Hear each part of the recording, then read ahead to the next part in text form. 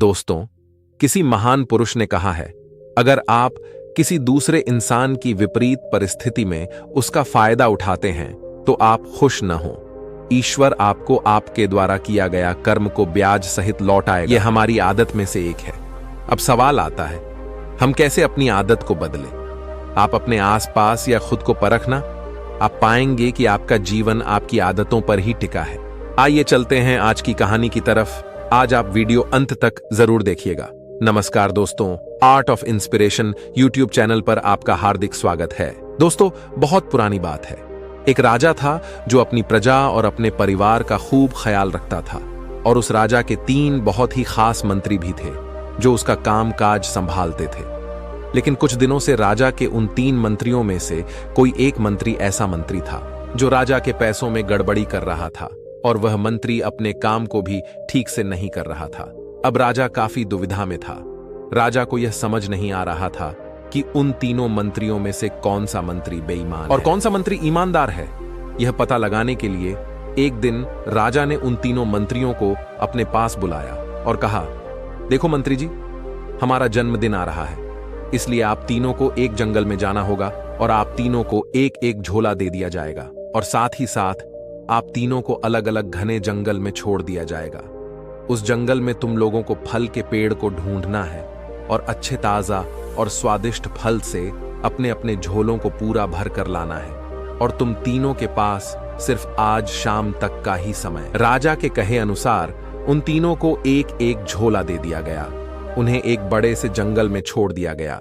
वह तीनों अब जंगल में अकेले थे। उनमें से पहला मंत्री बहुत ईमानदार और मेहनती था, तो उसने राजा के लिए बहुत सारे अलग अलग और अच्छे और ताजा फल से अपने झोले को पूरा भर लिया।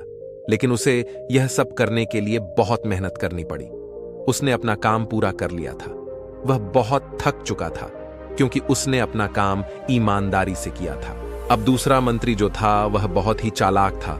उसने सोचा, राजा के पास इतना समय थोड़ी है कि वह यह सब जांच करे कि मैं अच्छे फल लाया हूं या खराब, तो बिना ज्यादा मेहनत किए उसे जैसे ही आसपास फल जमीन पर पड़े मिले, उसने वह अपने झोले में रख लिए, और बिना यह सोचे कि वह अच्छे हैं या खराब, पर असल में जमीन पर पड़े मिले फल बहुत ज्यादा खराब थे। यह काम करने के बाद वह आराम से पेड़ के नीचे बैठ गया। अब तीसरा मंत्री जो था वह बहुत ही ज्यादा बेईमान और आलसी था। उसने सोचा कि राजा सिर्फ झोले की लंबाई और वजन ही देखेगा, यह नहीं देखेगा कि उस झोले के अंदर क्या है और कितने अच्छे या खराब वो हैं।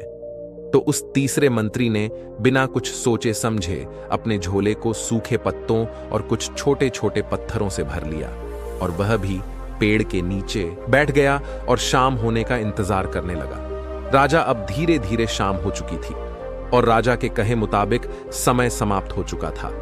अब वह तीनों मंत्री भी एक साथ एक जगह पर मिले और अपने अपने झोले के साथ राजा के महल में वापस आ गए।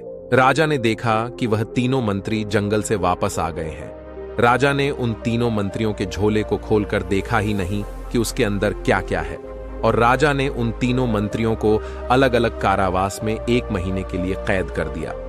राजा ने सिपाहियों को यह आदेश दा कि इन तीनों को 1 महीने तक भोजन पानी नहीं दिया जाएगा, और यह तीनों 1 महीने तक वही फल खाएंगे जो इन तीनों ने जंगल से अपने झोले में भर कर लाए हैं। और उन तीनों मंत्री को राजा ने कारावास में डाल दिया। जो पहला मंत्री जिसने अपने झोले में अच्छे और ताजा फल जमा किए थे, उसने जेल में 1 महीना आराम से गुजार लिया। उसके बाद जो दूसरा मंत्री था, जिसने बेकार और खराब फल अपने ठेले में रखे थे, उसे वही बेकार और खराब फल 1 महीने तक खाने पड़े। उस जेल में ज्यादा दिनों तक टिक नहीं पाया, और बाद में वह खराब फल खाने की वजह से बीमार पड़ गया और उसकी तबीयत खराब हो गई। अब जो तीसरा मंत्री था, जो बहुत ही बेईमान और आलसी था, जिसने अपने झोले में सिर्फ सूखे पत्ते और कुछ छोटे छोटे पत्थर भरे थे, उसे अपने बेईमानी और आलस्य पर पछतावा होने लगा कि शायद मैंने उस दिन थोड़ी मेहनत करके इस झोले में फल रख दिए होते तो आज मेरा यह हाल नहीं होता। और वह बिना कुछ खाए वह मंत्री जेल में 2 दिन के बाद ही जेल के अंदर ही भूख के कारण मर गया। तो साथियों, इस कहानी से हमें यह सीख मिलती है कि हम जो आलस और बेईमानी करते हैं, बेईमानी मतलब अपने ही काम में मेहनत ना करना अपना मन नहीं लगाना और खाली बैठे रहना, तो उससे आज तो हमें कोई फर्क नहीं पड़ता। आज तो हम अपने काम में आलस करके आराम कर लेते हैं, लेकिन कल भविष्य में कुछ दिन के बाद हमें उस पर पछतावा होता है। आपने बहुत से लोगों को यह कहते हुए सुना होगा कि काश उस समय पर मैं ऐसा कर लेता तो आज उस इंसान की जगह में होता। लेकिन उस समय पर उन लोगों ने आलस को अपनाया था, इसीलिए वह आज वहीं के वही है। और जिसने मेहनत को अपनाया था वह इंसान अपनी मंजिल में आगे बढ़ गया। तो अपने काम के साथ बेईमानी और आलस्य बिल्कुल भी मत करो, उसके बाद तो हमें पछतावा के अलावा और कुछ भी नहीं मिलता। ये जो समय है ना, इसकी कीमत कोई नहीं लगा सकता है। हम लाखों रुपए देकर भी अपनी जिंदगी का एक पल भी वापस नहीं ला सकते।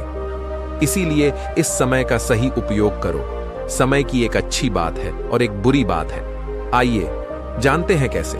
अच्छी बात यह है कि हम उस समय को किस जगह इस्तेमाल करने वाले हैं यह हमारे हाथ में है। बुरी बात यह है कि समय गुजर जाता है और सभी के पास दिन में 24 घंटे ही होते हैं, फिर चाहे वह फकीर हो या अंबानी हो। बस यह हमारे हाथ में है कि हम उस समय से क्या अच्छा कर। आप अपने एक एक पल का हिसाब रखो कि हम उन्हें किन चीजों में गुजार रहे हैं। तो अगर आप इस कहानी को और भी लोगों तक पहुंचाना चाहते हो तो इस वीडियो को लाइक करो, ताकि वीडियो को और भी लोगों तक पहुंचाए। दोस्तों, आपने आज के इस वीडियो से क्या सीखा, यह कि जिम्मेदारी है कि आप कमेंट में बता जरूर दें। इसी के साथ मुझे उम्मीद है कि आपको आज की वीडियो पसंद आई होगी, तो इस वीडियो को उस इंसान को शेयर करें जिसे यह सुनने की जरूरत है, और उसी के ठीक बाद चैनल को सब्सक्राइब करें। तो चलिए फिर मिलते हैं ऐसी एक और नई वीडियो में एक नई कहानी के साथ। तब तक के लिए आप अपना ख्याल रखें। धन्यवाद।